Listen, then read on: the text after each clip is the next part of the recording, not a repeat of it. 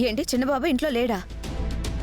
వాడిదేవి పరిగెత్తే వయసు కాదు కదా, కనీసం పాకే వయసు కూడా కాదు. ఎక్కడికెళ్ళాడు? చిన్నబాబును తీసుకొని ఇందాకే మీరా మేడం బయటికెళ్లారమ్మా. మీరా చిన్నబాబుని తీసుకుని బయటికెళ్ళిందా? ఎందుకు? బాబుకేదో టీకా వేయించి తీసుకొస్తాను అని తీసుకెళ్లారయ్యా. బాబుకు టీకా వేయించుకురావడం ఏంటి? మేమెవ్వరూ లేకుండా తనొక్కతే అలా ఎలా పెడుతుంది? మాతో చెప్పి వెళ్ళాలి కదా. అయినా దానికేం సంబంధం? ఎందుకమ్మా అలా అరుస్తావు? బాబుకు టీకా వేయించడం అవసరం కదా.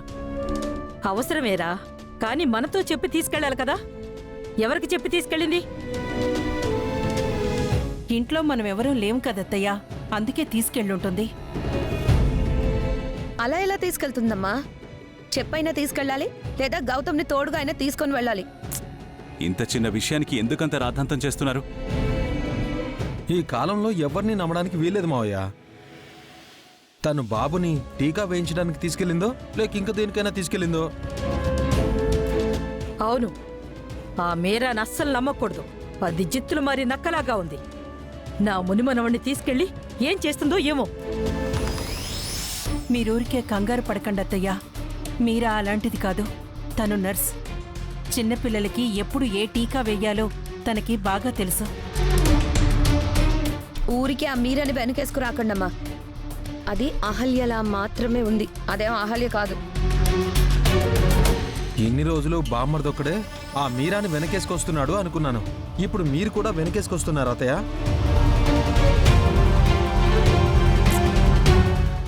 మీరనుకున్నంత చెడ్డదేం కాదు. ఊరికే మీరు కంగారు పడకండి. ఏంట్రా చెడ్డది కాదు? అదిన్ని రోజులు ఒక తీవ్రవాది ఇంట్లో కలిసి ఉంది. దాన్ని పోలీసులు కూడా అరెస్ట్ చేశారు. నీ కొడుక్కి బుద్ధి లేకపోతే నీ బుద్ధి ఏమైంది?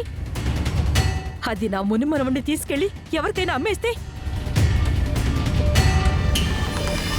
అవునానా, ఈ మధ్య పిల్లల్ని ఎత్తుకుపోయే గ్యాంగ్ కూడా ఇలాగే నర్సులాగా వచ్చి నమ్మించి పిల్లల్ని ఎత్తుకెళ్ళిపోతున్నారు.